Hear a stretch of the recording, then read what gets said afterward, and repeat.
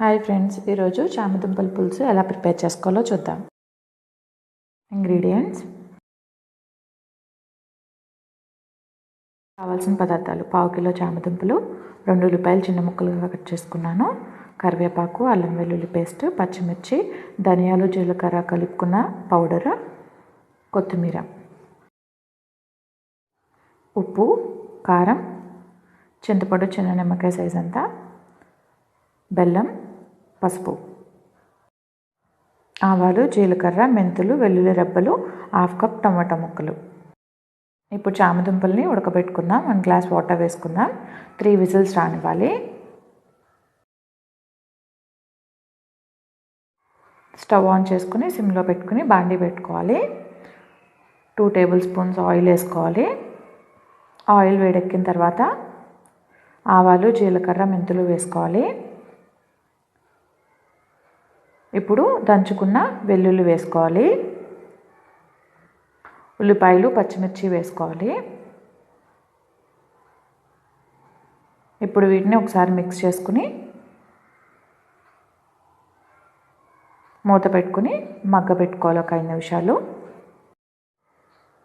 చూసుకుందాం, అయిపోయిందేమో. చూడండి, సగం వరకు మగ్గిపోయాయి. ఇప్పుడు టమాటా ముక్కలు వేసుకుందాం. అలాగే కరివేపాకు కూడా వేసుకుందాం. 2 వేసుకుని ఒకసారి మిక్స్ చేసుకుని మూత పెట్టుకుందాం. 1 5 నిమిషాలు మగ్గనిద్దాం.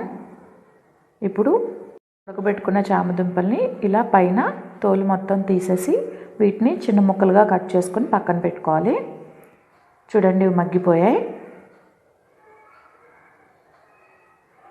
ఇప్పుడు కట్ చేసుకున్న చామదుంప ముక్కలు వేసుకుందాం.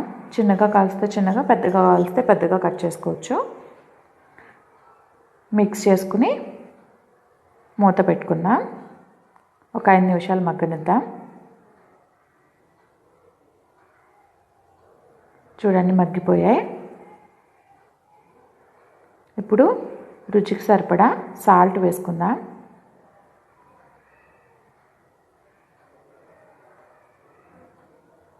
కారం కూడా రుచికి సరిపడా వేసుకుందాం. చిటికెడు పసుపు వేసుకుందాం. ధనియాలు జీలకర్ర కలిపి చేసుకున్న పౌడర్ ఉంది కదా, అది వేసుకుందాం. అలాగే అల్లం వెల్లుల్లి పేస్ట్ వేసుకుందాం.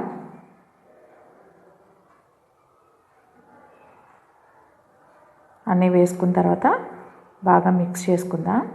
మిక్స్ చేసుకుని ఇప్పుడు చింతపండు జ్యూస్ తీసుకున్నాం కదా, గుజ్జు తీసుకుని పెట్టుకున్నాం, అది వేసుకుని మొత్తం అంతా ఒకసారి కదుపుకుని మూత పెట్టుకుందాం. 1 3 నిమిషాలు మగ్గనిద్దాం. ఇప్పుడు బెల్లం వేసుకుందాం. తీపి ఎక్కువ తినేవాళ్ళు ఇంకొంచెం బెల్లం వేసుకోవచ్చు. నార్మల్గా అయితే కొద్దిగా సరిపోతుంది. ఇప్పుడు మళ్ళీ మూత పెట్టుకుని మగ్గనిద్దాం. చూడండి, ఉడికిపోయింది. ఇప్పుడు కొత్తిమీర వేసేసుకుందాం.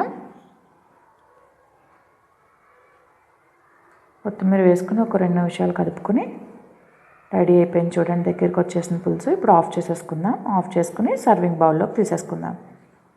గుమ్మగుమ్మలాడే చామదుంపల పులుసు రెడీ అయిపోయింది. రైస్లోకి లేదంటే రోటీలోకి తీసుకోవచ్చు.